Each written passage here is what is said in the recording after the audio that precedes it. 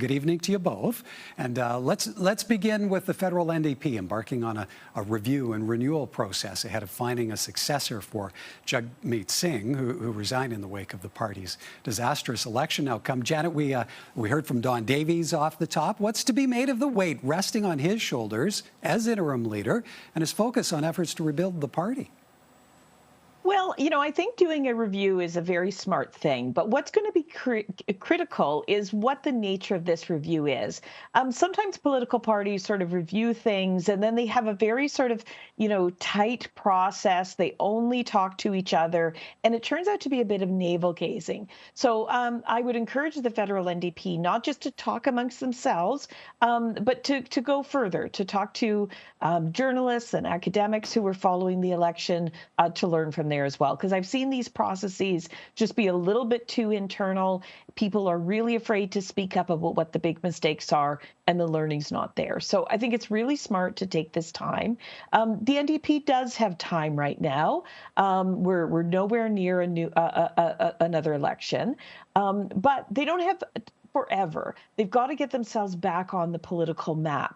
Mark Carney is maintaining his popularity right now, but soon Canadians are going to start to tire of Mark Carney, and the NDP will want to be there with a strong leader projecting something different than what Mark Carney is projecting. So right now, where all the attention is on Mark Carney, they should be, focused on internal stuff, focused on finding a new leader. But if they're going to bounce back and become relevant, they can't take too long getting back into the political scene. Well, and maybe to follow up on that, Sarah, the timing for a leadership race remains up in the air as this review process plays out. Surprised the NDP isn't moving more quickly to establish a successor? I think that if they were smart, they would be moving faster to establish timelines around the leadership race to get people interested and attention back on them. I don't think it serves them well to have a really long process that's drawn out because having Don Davies serve as interim leader, I mean, how long do you want to have someone in that role so that people become familiar with him when you want the attention to be on the next permanent leader of the NDP? So I don't think that taking a long time to review things or do anything else serves them. And to Janet's point also, internal conversation around what went wrong and what went right is very valid. But they do absolutely need to reach out and talk to people who they wouldn't normally talk to, because otherwise this will just be an exercise in futility. And I don't think that there will be any real lessons learned going into the next election. And they absolutely can't risk doing more of the same. Otherwise they will subject themselves to many more years in political Arcticness. Janet, what do you see hinging on the eventual leadership race? And would you be surprised to see Edmonton MP Heather McPherson taking a cue from supporter efforts and making a run for leader? No, I wouldn't be the least bit surprised. It's a name we're hearing a lot about, and the idea of having a leader from the West, from Alberta, I think would be a very smart thing for the NDP and something that a lot of them would be very interested in.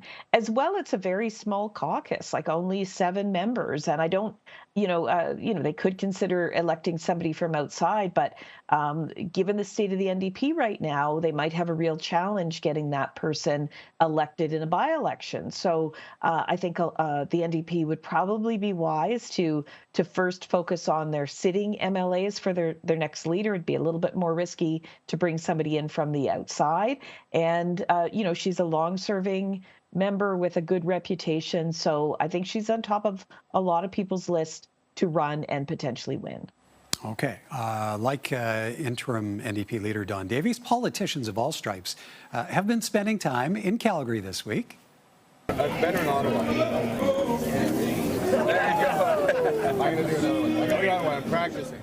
From pancake flip failures to FaceTime between leaders, the Stampede has cemented itself as a must-visit for federal and provincial politicians, often drawing national news coverage in the process. Sarah, from coming off the federal election to all the buzz around a referendum on separation, there are all kinds of elements at play and up for discussion.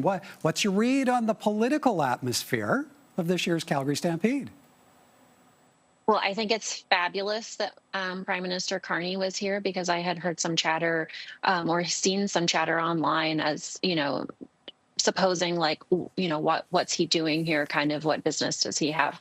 He absolutely has business being here, because this is the place where politicians come to be seen and to meet people from Alberta. That's really important. I think all too often we get the short end of the stick when it comes to visits by the prime minister and ministers. So in order for them to understand us, they need to be here.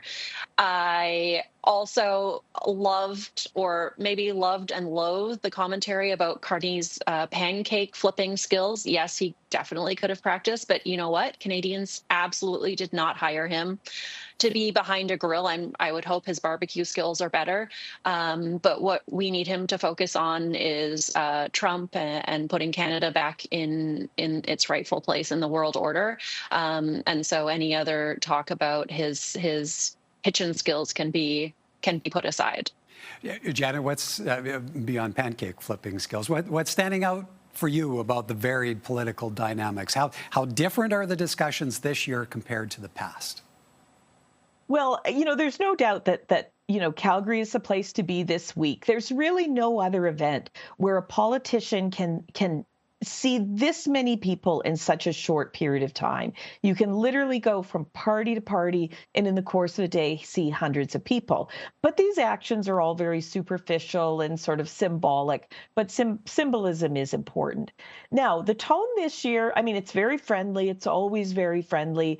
But if you think back a year ago, when people were meeting Pierre Poilievre, they thought they were meeting the next prime minister. And then here we are 1 year later, and Mark Carney's the prime minister. And so a lot of the talk in Stampede is great to see Carney here. He should be here. Alberta's got a lot of work to do with Carney, but there's been a lot of talk around Poilievre as well. And will he be sticking around? How long can he stick around? Calgarians are being very friendly towards Poilievre, but you lose an election and a lot of the excitement is gone. Sarah, so much of the attention has been on the federal elements of the politics being discussed, but there is a provincial element as well. Independent MLAs, Peter Guthrie, Scott Sinclair, they drew early headlines under the umbrella of Stampede, making their pursuit of a PC party revival official. How dominant a discussion has that developed into? I think it was really smart on their part to do it at the start of Stampede to kind of get in to people's conversations. I didn't see them out as much as I would have hoped. I went and attended the press event that they had to kind of launch the party, and they kind of raised the expectations that they would be out and about. And I think I only saw one of them once. So in terms of having a physical presence at events, I think that would have gone a long ways. But I definitely think it's in people's minds. And I don't think that either the UCP or the NDP will benefit from their being on the landscape of party politics in Alberta. I think that they could be they could thwart a lot of plans from both sides. Last September, Danielle Smith drew criticism over comments made during a provincial address. Alberta has always welcomed newcomers who possess our shared values, and we will continue to do so. During the address, the Premier called on Ottawa to stem the flow of immigrants to Canada, and it was that reference to shared values that triggered accusations of fueling xenophobia. Janet, for obvious reasons, need to start with you. You're out with fresh polling on the beliefs and perspectives of newcomers and the degree to which there are shared values with lifelong Albertans. Survey conducted for the CBC. What do the results suggest?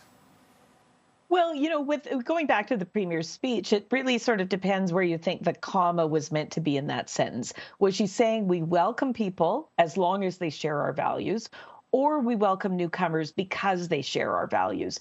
And actually, our research would show that newcomers really aren't that different from longtime Albertans when it comes to the values that they had. So, the survey was really in depth. It took people about 14 or 15 minutes to complete the questionnaire, and it asked all sorts of questions. And there were a whole bunch of questions just on their attitudes and values. We wanted to see how people felt about sort of populism and authoritarianism, and did they trust experts, and did they trust business? And question after question, we just didn't see many statistically significant differences between people who have spent most of their lives in Alberta and people who are recently new to Alberta. It surprises people, but it's actually a trend I've seen year over year. People who come to Alberta come here because it makes sense to them. They don't come here to change Alberta. They don't come here with ideas that are very different from Albertans.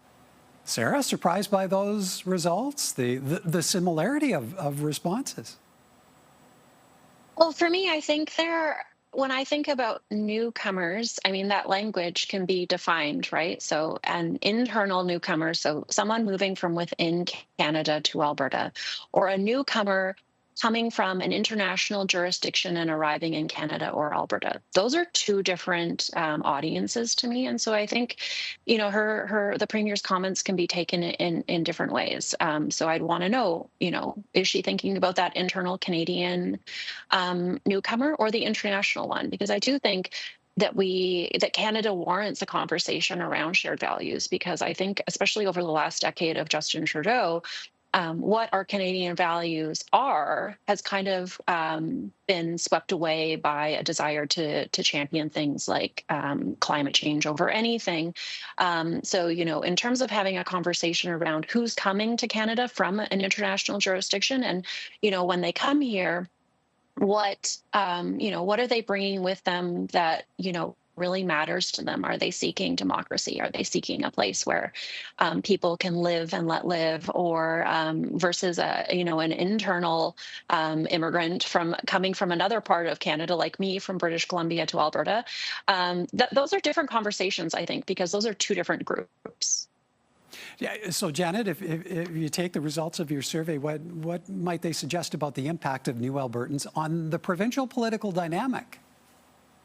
Well, just to Sarah's point, yes, there is a difference between people who come from other provinces versus people who come from other countries. But the fact remains, with both of those groups, we did not see a lot of statistically significant differences in their values. I should also say that this was a survey of Albertans. And so Sarah raises a good point about Canadian values, and a lot of people have messaged me and asked me, the difference between American and Canadian values. But this was just strictly a survey on Albertans, and when it comes to the questions we asked them, we might have seen differences if we asked different questions. But the values we tested, we didn't see big differences between any of these groups. And people have said to me for years, just wait, when enough people move from Ontario, we will elect a Liberal government here. And those aren't the people who are moving from Ontario or international destinations.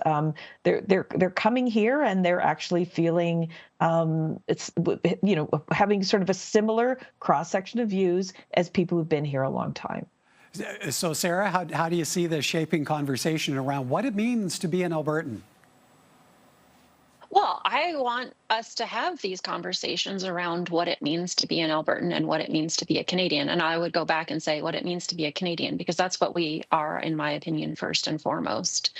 Canadians, no matter where you come from across the country or how long you've even been in Canada. If you are a Canadian for one day, then you're a Canadian just like me. But is that a value? Is that a value that's shared in terms of recognizing people and, tolerance and peacekeeping and all of the values that I think about of being as a Canadian or as someone who grew up in Canada, going back to the 90s, are those still what we see ourselves as? And so I think conversations around values is really important, and it's one that I want to see happen, but with respect and tolerance and none of this, kind of demonization or, playing politics with it. I really want it to be genuine. All right. We'll have to leave it there. We're out of time. Good to see you both. Thank you kindly for this. Thank you very much. Thanks, Michael, Janet.